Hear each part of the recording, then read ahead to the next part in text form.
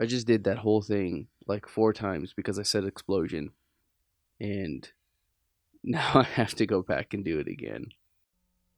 Hey everyone, and welcome to the video version of The Year Was, a podcast all about today.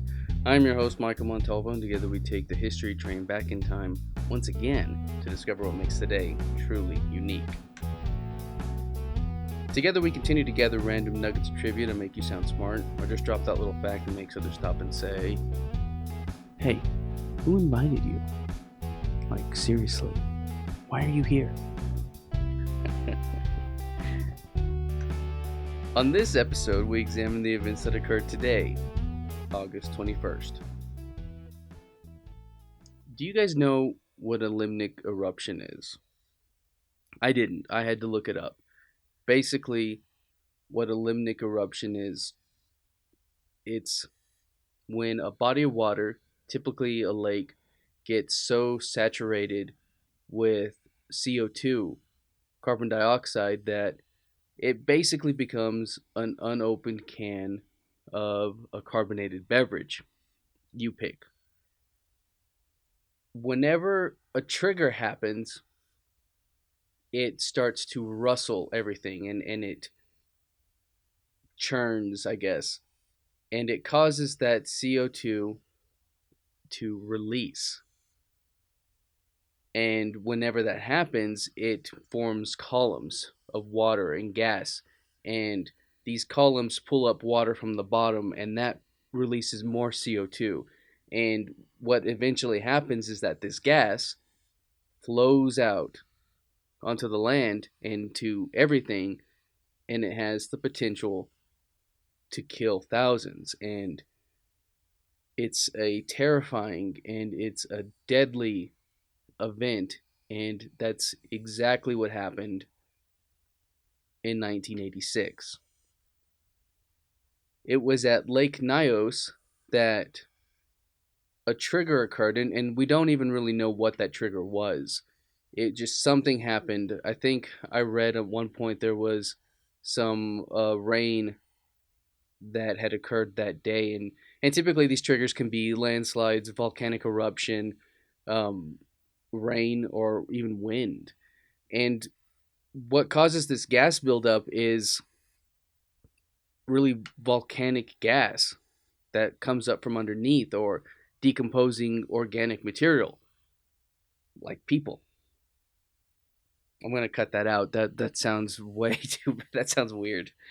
But what happened when this happened was that a column shot into the sky, and a white cloud rolled onto the nearby village that was 50 meters high, and people dropped dead basically because of how much CO2 was in the air. I read there's more than 15% will drop you dead basically, and anything less than that has the potential to knock you out, but typically you'll regain consciousness. And that actually happened to a few people. One guy, Joseph Nguyen, he went and found his daughter. After he woke up, he found his daughter dead by the time he had crossed the room. And whenever he had tried to go outside, he found one friend, and they got on a motorcycle and managed to make it to a nearby village. He was only one of 6 people that survived. And it's, like I said, just a terrible thing to have happen to any of this. This isn't something that just builds up overnight. It takes hundreds of years for the water to be saturated to that extent. It's said that for every gallon of water were 5 gallons of CO2 dissolved into it. And when all that came out, it was just a perfect storm of deadly events. There haven't been very many cases of this. This is a very rare disaster. But how do you protect against it?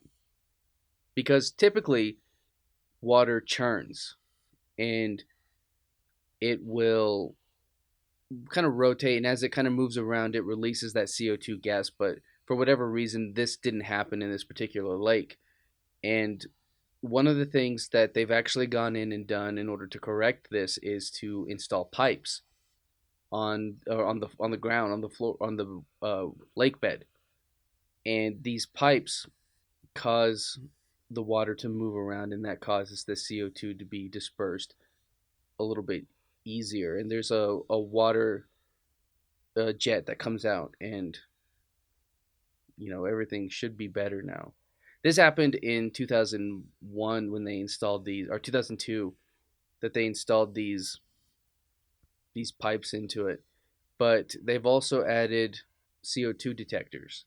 That way you're able to hear warning, and hopefully these types of things don't happen to this scale again. I think that's going to do it. I'm still trying to figure out the video portion of this. I really don't know the best way to go about this. If you got an idea, just leave me a comment in the description, or leave me a comment, and we'll kind of figure it out. But we have a Facebook group now. If you want to join that, you can talk to me or anyone else that's on there. But thank you for watching. I want to thank the Tim Kreitz Band for our musical theme, which I don't know if I'll have on here. You can find me at the Apple Cider Club on YouTube, where you're at, or on social media. And I'm doing this in a weird order, so it's not the normal order for everything. You can find me, and I really have a little bit easier way of talking about all of this on the podcast, on the audio version, which you can find anywhere you get your podcasts. But I think that's going to do it. Thank you for watching. We'll see you next time. Bye.